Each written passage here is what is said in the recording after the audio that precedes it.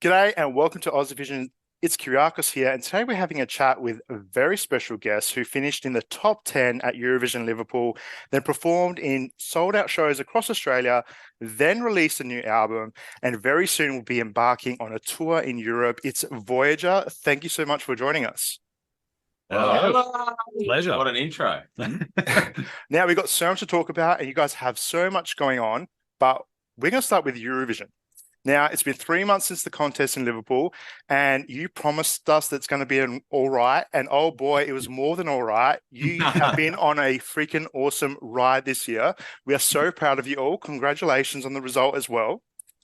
Thank you. We promised you it's going to be all right. We didn't promise you awesome, but you got awesome. You definitely gave us awesome. Now, you won. Under promise, over deliver. Yeah. Well, you won the second semi-final, finished in the top 10, which is the 5th time for an Aussie act to do that as well. How was your Eurovision experience? It's one of the greatest things I've ever done in my entire life. Like, it was just so awesome. I think it was 99.8% awesome. The whole experience. And for the 6 weeks that we were over there, for it to be 99.8%, that's pretty good. Yeah, pretty bloody good. I don't think you can top that. Yeah, that's the problem now. How do we top this? Yeah. No, it was really the whole thing was awesome. It brought us together as a band. It made us do things. It challenged us. It made us do things that we weren't doing before. Sort of our comfort. We've never done anything like this before. Pardon the pun. And it was challenging from a performing perspective. It was all a challenge, but it was all so fun. And I think the people made it fun. The crew was awesome. The BBC put on such a good show. Yeah. Everyone around at SBS, which is great. Like, I really can't, I can't fault it. I can't. Yeah, and the people we were in the competition with were all lovely people as well. So it just made the whole experience. Except for that Finnish guy. Yeah. Was he a lot of trouble? Oh, the worst. It never ended. Now, in the semi-final, I'd love to know, what was running in your mind when you first heard Australia being called out and you found that you qualified? Like, I recall champagne flowing and lots of splashing about, but I want to know from each of you, like, real quickly, like, what ran through your mind at that moment? Yeah, we get to play again. Yeah. Pretty much. Don't have to go home. Yeah. Yep. Well, I was like, I don't get the refund for the pyrotechnics for the final, which is annoying. We will never financially recover from it's having to go to the grand financial nightmare. $5,000. I don't know. For me, it was kind of cathartic, because it was like, all right, we did it. We've gone through. Everything else now is just it's just gravy, as I think the saying went, and because I think that meant a lot. Like, we didn't say it, but it meant a lot to us to get through to the final. It's like, if we bombed out there, it would have been like, it's a bit crap. I don't know. It's just elation. Yeah. I just remember internally going, whilst also externally going. I was thinking at one point, I wish we didn't finish off the champagne half an hour ago. I wish we had more than just water. Toast. Yeah. So at least the guy we splashed, that was just water. It wasn't champagne. So it wasn't sticky or anything. Sorry, Runa. Which guy did you splash? Was it from the production? We splashed Runa from the Icelandic delegation, who was the backup dancer in Sylvia Knight's performance at the 2006 Eurovision, one of my favorite performances of all time. Very fitting then. I sent him, because I've been trying to meet this guy for ages, and then instead of meeting him, I just splash him with water. You insulted him. I insulted him. But you got to meet him. That's right. And I sent him a video message saying, I just found out it was you. I'm so sorry. I've been trying to meet you. And he sent back a thing saying, I was honored to be splashed by you, and I'm going to do the little dance I did. So it was just this wonderful Eurovision experience. Now, we have followed you guys from Australia Decides, and we've seen you guys all get along so well. Like, even on the turquoise carpet and even events at Liverpool, you all get into your positions for photos, for chats. You finish off each other's sentences as well. Now it's time to spill the tea. What don't you like about each other? Only kidding. Only kidding. Only kidding. Only kidding. I know. Everyone just works too hard. They're too nice all the time. They're just way too attractive for their own good. Just terrible. Yeah. Ugh. I don't like the way Scott is. That's fair. I want to know, like, did you learn or did you find out something new from each other? Because wasn't exactly like a tour like you do with touring. So did you learn something new about each other? Let me explain something to you. We've been in a van with 6 bunk beds for 6 weeks in the space of like, how many square meters would it have been? Like 6. Yeah. Mercedes Vito. Yeah, it was like this is like luxury for 6 weeks. So if we didn't know it then, there are no surprises left, man. We've worked each other out fully. What did you figure out? Tell us what you really think. I just learned that everyone's so great at everything. Oh, it's a compliment. I was expecting the opposite. We already knew that Ash was far too complimentary. Yeah. So annoying. No, I thought like I think sometimes you don't expect a whole bunch of musicians who are really good at being on stage to adapt that well to like not doing a whole lot of music for a long time and having to do like press activities and all those sort of things where I don't know, maybe it's just me, but I feel like a lot of the time as a musician, I'm very comfortable being on stage, but if you put me in front of a camera without an instrument, I'm like, I don't know what this is. And I feel like it was quite easier for us all to adapt to. And I was quite pleasantly surprised at how well we took to that. You did all right. Yeah. I think we all did. It's good time for you guys to do it. Yeah. Well, this kind of I follows on. was surprised. There was a few people who shall remain names, but who were better at the media stuff than I thought. I was like, oh, that's good. You don't sound like a total fool. Now, Eurovision is actually quite intense. Now, the viewing public or the people that just watch on that weekend probably don't realize how artists go through months and months and weeks and even days in the lead up to the contest, like working so hard to get this to happen. How did you guys keep up your energy? Because I was there for Aussievision as a fan, and I was exhausted. I was dead at the end of it. How did you guys get through it? Marks and Spencer's sandwiches and Lucasade. Yeah, very true. Yeah, I think it was just the whole thing is such an adrenaline ride. I think a lot of it is adrenaline. A lot of it is you've got this singular focus as well. You don't. You like we were saying before, you put the rest of life on pause for a little bit, and you can just hone all of your energy into this one thing. It is exhausting. The interviews, I think, were quite tiresome, but you also have that thing in the back of your mind that constantly tells you this is a once in a lifetime opportunity, and you want to try and soak in every second of it. So I don't know. I think most of it's just adrenaline. At least that's how I felt about it. But but it's fun at the same time. You're there once, right? Generally, right?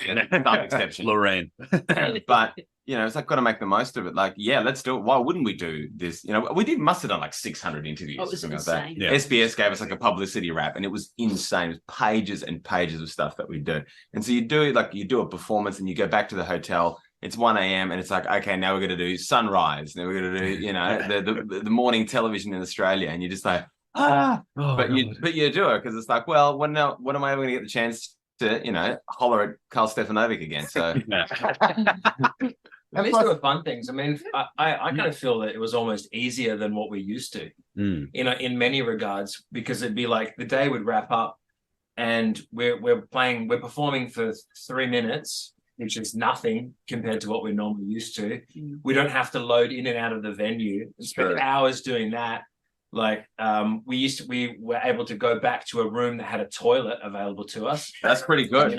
Instead of like, great. The show is all great, so now let's load up, and then we got to hang around for the rest of the band, and then pack down everything, load it into a trailer, and then we'll drive somewhere, and maybe if we're lucky, we'll get a shower, and we'll get to do number 2 somewhere at a rest stop somewhere, and share some kind of disgusting cubicle with the truckers of the UK and Europe who failed to clean up after themselves in the shower. Like, even that is like, that requires a lot of dedication and fortitude, I think. So yeah, you're right. Eurovision was a cinch. Like, it's so tiring, people being so interested about what we're doing. We have to stand around and answer a few questions, versus oh, okay, I need to pee in the middle of the night. So do I get fully clothed in case someone sees me? And like, are we pulled over at a Hungry Jack's where I can get some breakfast? Maybe. Strategies for food and toileting with Yeah. Alex Canyon. Canyon shattering the touring illusion. I need to go to the toilet, but we're not stopping for another 4 hours. And I don't want to be that person that makes the whole thing stop. You do make Eurovision sound like a luxury then, in comparison. Yeah, it was. It was a luxurious You can't complain experience. about It was Yeah. tough, but it was a luxurious experience. Yeah. There is 5 of us as well. Yeah. But divide and conquer Yes. makes things a bit easier. Now, when it comes to the Eurovision TV production side, like you got to see a lot of behind the scenes. You had the experience on the big stage there and in the arena. Like, was it what you expected? Like, what did you think of it all? I think it's like whenever someone asks me what Eurovision was like, I think one of the first things I always say is like just the production and the crew and everything is just so incredible. Like thinking about my experiences gigging over 25 years and then thinking that they changed over 26 acts in like 40 seconds each, that's phenomenal. Yeah. And just the level of production they had to do in that amount of time, and the scale of the production as well, with all the screens and the effects and the LEDs and the lighting. Like it's insane. It's like watching super advanced, really capable like ant colonies just getting everything done with a singular focus. It's witnessing true professionals. Yeah. And the other thing as well is that the stress level is so high. I didn't see anyone be particularly stressed. It was everyone was so on top of everything. And if I were in their position, I would be losing my mind. People in the viewing rooms and stuff will Yeah. be doing like, you've got this it's like a LAN party of just like lighting and Servers. audio nerds, and you're like, okay, you have a minute and a half, like burn through every little change and thing that you don't like, and it's just like bam bam bam bam bam. There honestly could be a Eurovision show for every one of those professions. Yeah. Yep. Respectively. Yep. And it makes you wonder like how society values what we do enough to put it on the stage versus when we go into the belly of the beast and see all these people like making these minor adjustments to camera shots and all that, and then just like they've got this minute amount of time to react and to make the adjustments. You think, well, this would be great TV in itself. Like, why don't we get these people on the stage and give them 3 minutes to do what they need to do. They do. Like, behind the scenes of Eurovision. 100%. Yeah. Yeah, that'd be awesome. It's incredible. Down to the fact that you're made to stand in different squares, in different colored squares, to make sure you're tagged, you've got the right in-ears, all the frequencies, all this sort of stuff. Like, it's just absolutely phenomenal. What a production, what a show. I think what I thought was surprising was how controlled yet free the performance was. I was worried that it was going to be a lot more controlled and a lot more choreographed, which as an artist, generally as a live artist, is difficult. But I think we found the right balance between, sort of that, now you got to wink at camera 34 versus, we can be free and still be a live band. So that creative freedom, I thought was quite refreshing. Do you keep in touch with camera 34? Yeah, I camera feel like you and camera 34 had a thing. It was like really sweet. It was cute. Yeah. That's just with every camera. That was camera 18. Oh yeah. You lose track of, Now, other than being interrupted while you're eating your sandwiches, when you got 12 points from, I think, Portugal, were there any other challenges or difficulties you encountered during your Eurovision journey? What's that, apart from the lack of catering? Yeah. There was certainly a lack of catering. We heard about the 40,000 meals being made for everyone, and we're like, where the hell was our meal? Yeah, and the artist. That's the one thing that was Not a drop of Bailey. Not a drop of Bailey. It's Yeah. no food. I had to resort to drinking Moroccan oil. Yeah. Yeah. Well, I have to be, in the press center, they were actually giving away Bailey. They gave away Bailey's cocktails with like cream and stuff, and we thought you guys were getting that too. We honestly did. Not one thing. Nothing. Oh wow. Okay. We just got a bill for fireworks. No, what was the question? What were some other challenges? I mean, I think eating was a challenge. It really was. Like Eating was a meal challenge. time. The car was a challenge. Getting up was a challenge because it's tiny. Making sure that the car works with the performance. Making sure that you're interacting with particularly the Steadicam operators, because you get to know them, and you have to develop a relationship with them, because every time you do it, it's different, and you look back and go, well, no, they moved too far, and so you kind of get in tune with it. And so the challenge was just fine tuning everything. And I think rehearse. Yes, there's not actually that many rehearsals, and not that much time, but I think it's enough to be able to hone it down to a fine art. I had a relatively unique challenge in that I think I cleaned Liverpool out of mesh kick drum skins. Yeah, that was weird. I don't know. Like, these things are kind of designed to be unbreakable, and I went through 3 of them. So maybe keeping excitement and energy levels in check. Do not trash your equipment. That's true. That was, to me, that was the main challenge. It's like you're so excited, and you just want to get up there and just go absolutely nuts, which if you look at the Madrid pre-party videos, we were just like running around like crazy. I think we had 2 songs or something. We were just like, we hadn't played for months. And there was booze available. Yeah, that's true.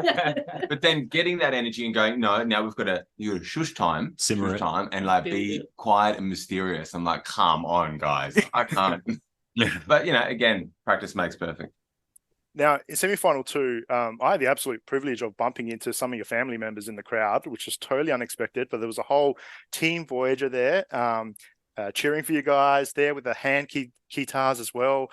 I got to meet Joe and Helinka, I think, your wife, Danny, and Simone's mum as well. A lot of you guys did have your family and friends there watching you and supporting you and cheering you on. How did it feel having them there and experiencing that with you?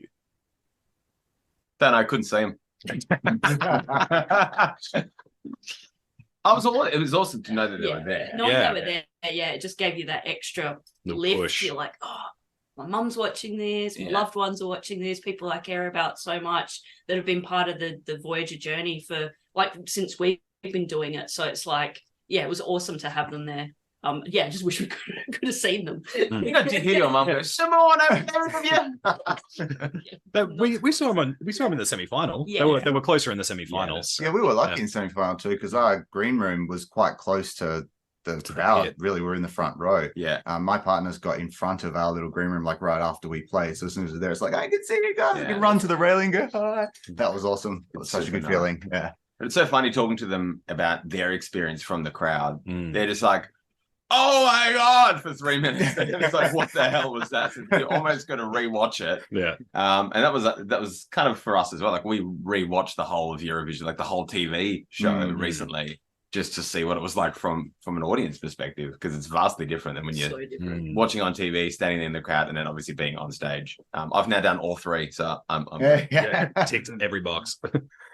Now, everyone had amazing things to say about you guys in Liverpool, and you had great interactions with the other artists. There was a lot of love between artists, which was great to see. Lots of pics with Katia and Loreen and the Austrian girls as well. But is there an interaction with another artist that you will never forget? Gustav's hat. Yeah. Try the hat. Try the hat was great. And the fact that he lent into that as well. He just loved when we posted some joke about it and tagged him, and he just replied I couldn't stop laughing at this. And that was wholesome. The guys from Malta with the saxophone was awesome. Yeah. Every time I'd see him, play that George Michael song, I'd be like, oh God. So they developed these kind of memes, these kind of relationships, and with a lot of them we still keep in touch. And actually, we were staying at the same hotel as Katia, and I think he gave a speech in Finnish at the end. But he thanked us and said it was really nice to make new friends like Voyager and stuff. So it's it's super collegial, much more collegial than I thought, to be honest. Like, it's competitive, but also mostly very, very collegial. Yeah, totally. Now, your Eurovision song Promise is about to pass 10 million streams very soon on Spotify, your most streamed song ever, and it's going to be a milestone when he hits it. What runs through your mind when you think about the huge success of your song? I just think about the $23 check that I'm going to get. I'm just constantly thinking of Austria's song and the 0.003. Calculated. No, it's awesome. And I think what's been really nice from all of it is it's the song that is a gateway for everyone to check out everything else that we've done. Because I think we're in a pretty good position as a band because we've got a legacy behind us already. So if people really dig what we do, they can just dig into 7 and now 8 albums worth of material And that's sort of how we can not just be sort of a 1 year wonder where, you know, next year we're completely forgotten about. We can actually capture an audience and keep them. So I think that's really the cool thing, is that Promise is that gateway song that's opened us up to a whole new fan base. Now, you dropped your 8th studio album, Fearless in Love, in July. So huge congratulations. You charted on the ARIA charts and got some success there. Really great to see. Number 3 on the top 20 Aussie albums, number 7 on the top 20 vinyls, and number 35 on the top 50 album chart. How did you celebrate? Again, the $23 check. Just the novelty check. Champagne. I was waiting for something to happen, but nothing did. Just kind of like, yay, cool. Cool. No, we did, and it just kept coming. Like we charted in the UK as well. So these things kind of trickle through. Yeah, we're getting like album of the month and like Rock Hard in France and stuff. So all this stuff has been coming through. It's just been kind of overwhelming. You almost don't have time to celebrate because all this like, coming the next thing has to like you're on the cover of Prog magazine with all these sick postcards. It's like, oh, okay, great. This is nuts. I found it a really difficult adjustment. I think we're all quite used to being across everything, because for so long we've had to do everything ourselves with a very, very small and very, very capable team. And it just feels impossible now. Like when I think, oh, I should probably post something about my band on Instagram today, and it's just I can't do it. Yeah. I don't know what to post. Like no one is able to just keep across all this stuff anymore, which is a great problem to have. It's just a weird feeling as well. But it's very rewarding, and it shows that people are, you know, finally paying attention. And it's not their fault that they weren't paying attention before. They just didn't know. Now they do, and now they're paying attention, and that's good. Correct me if I'm wrong, but I believe you recorded Fearless in Love in between Australia Decides and Eurovision, or somewhere around there. Because I remember, I think I spoke to you, Danny, when Dreamer dropped, and you were mentioning there's a new album coming up soon, or you're still working on it. Can you go through like the process in creating the album? Was it different to previous projects? Massively. I think every previous record we've made, we've spent a lot of time in a jam room with our instruments, like live instruments, and just trying to create something in that space spontaneously. Very loud, and you can't really work out exactly what everyone else is doing. But this time around, we did a lot of, or pretty much the entire record in a room at my house, essentially just sitting in front of a computer and writing songs almost from like a producer perspective, more so than you know, when you've got your own instrument in front of you the whole time, you tend to think about your own instrument rather than the sum of the parts. But this time around, we were able to contribute to each other's ideas a lot more. You think about playing rather than not playing. Yeah, we probably had the album like 2/3 written when we were doing Australia Decides. And just after everything we learnt about making Dreamer and writing that properly, we kind of afterwards, when the dust had settled, we went back and we took a look at everything we'd written through the lens of what we did for Dreamer, and just worked out how we could kind of refine the songs even more. I think it was a really valuable exercise in that regard. It really helped us focus on like what the core of each song was and what did everything actually need, as opposed to what was either like fun for us to do or we thought was kind of like a nifty proggy idea. We kind of just more thought about how does the song play, how does it sound, you know. But even it's a weird thing to say. but even in that way though, I think even sometimes the opposite happened, where we were able to use technology to our advantage to explore ideas that perhaps would have been too challenging to come up with spontaneously in the room. You know, like there were times where we could sit down and just nut out a riff if we wanted to. The breakdown in Prince of Fire was something that we did digitally to start off with, because we're like, what would happen if we took this rhythm and kept shifting it in weird places? And that resulted in the breakdown section being way more complex than what we would have come up with otherwise. So in a way, it kind of did both things. It allowed us to refine something, but also allow us to do stuff that we probably wouldn't have had access to otherwise. So now you have so much coming up. You're headlining Euroblast in Cologne in October in Germany, but then you're traveling around Europe and the UK. What are you looking forward to the most about that tour? Playing music again, I think. Like it's been, we got to do the Australian tour and that was amazing, but like there's been a lot less performance this year than what we usually do. It's been mainly sort of focusing on Eurovision. So we got a little small taste on the Aussie tour, and I think we're just dying to get back out and do it for more people. And also like we did VIPs the last time as well, and that went surprisingly well. And it was actually a really wholesome experience, like actually getting to chat with like your really diehard fans, and also just realizing that a large majority of them actually found us through Eurovision as well. So we're gaining so many new fans. It's just awesome to see that split in the audience now. So I'm just really looking forward to seeing that in Europe, For sure. and playing for them. That was a really cool thing on the Australian tour, is a lot of people, it was their first metal show. Yeah. And just everyone being so jazzed and really enjoying themselves Yeah, at one of our gigs. Like, I hope we can kind of replicate a bit of that in the Why Europe were tour. they jazzed at a metal show? They were metal. Metal. I wish I had already thought. Yeah, so we're really looking forward to a month of that. Man, they were so metal at our show. It was great. They just Metal. they were frogged, man. You also announced a new tour for February 2024 to support Fearless in Love. You're starting in your hometown of Perth and then finishing up in Adelaide, and it looks like you have much bigger venues this time around as well. What can we expect from this tour? Just bigger and better. More people. More people. Bigger venues. And we realised that the Loud last, guitars, songs, lights. Some music, bit of rock and roll.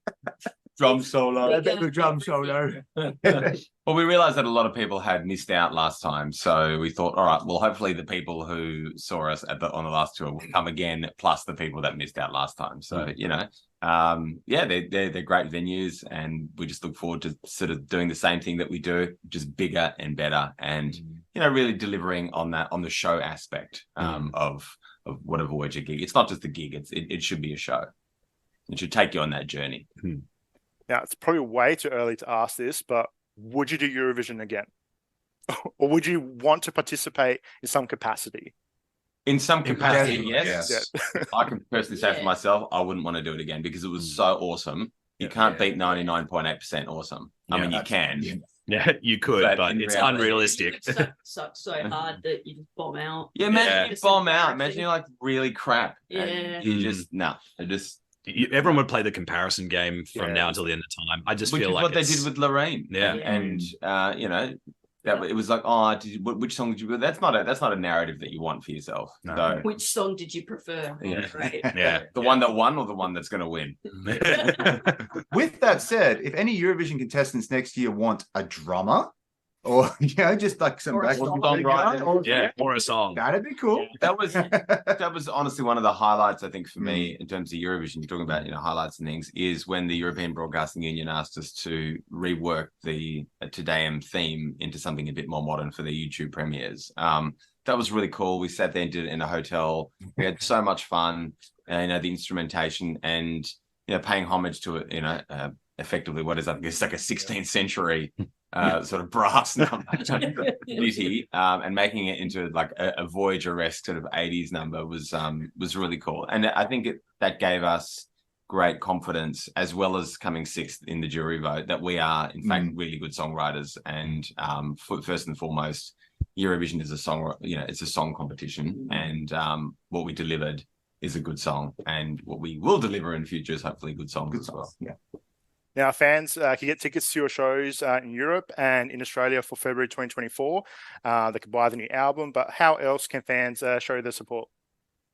Well, we do actually have a Patreon, which we are currently working on at the moment, or have had in operation for about a year. Yeah. Close to us, So if you want to join our Patreon, that'd be fantastic. That's sort of, if you want to know the ins and outs of how bands make a living, the Patreon is one of the best ways to support us. And there's like an awesome community there. We've got tons of really dedicated fans, and the Discord that we have attached to that is really super energetic as well. So yeah, Patreon's a huge part of that. And there's a lot of cool stuff there as well. Like not too long ago, we posted like one of our first versions of Promise, which is wildly different to the last one. So for sure, very interesting stuff there. A bit of behind the scenes things. A lot of behind the scenes stuff, creation. Talking in depth about certain songs, certain experiences, things like that. So yeah, it's a lot of behind the scenes stuff, which is really cool. I also So noticed sign up. You can do a cameo. You guys do cameos as well on Cameo. Yes, we do. Yeah. So this is a really long one, and it's going to cost you guys. Yeah. Check will be in the mail. Someone criticized me for doing Cameo the other day. And I was really? like, well, I enjoy Cameo as a consumer because I've bought some awesome stuff on there for people. Yeah.